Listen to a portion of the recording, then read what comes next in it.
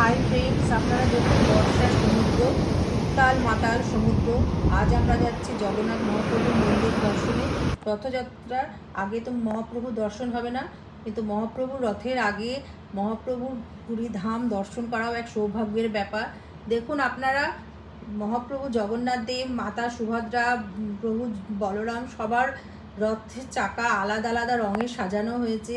সবার রথ সাজতে আজ যেন সব পুরী যেন যুদ্ধকালীন তৎপরতায় সেজে উঠেছে। আমরা চার বান্ধবী মহাপ্রভু জগন্নাথ দেব রথের সামনে দাঁড়িয়ে আছি।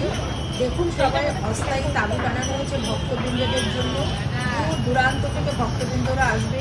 এবার এখানকার পান্ডারা মনে করছেন, যেহেতু দুদিন রথের দড়ি টানা যাবে, তাই গতবার 25 লক্ষ দর্শনার্থী এসেছিলেন, এবার ভক্তবৃন্দ 30 লক্ষ আসবেন এই আশা করছেন তারা। আপনারাও দেখুন, আমাদের সাথে আনন্দ করুন।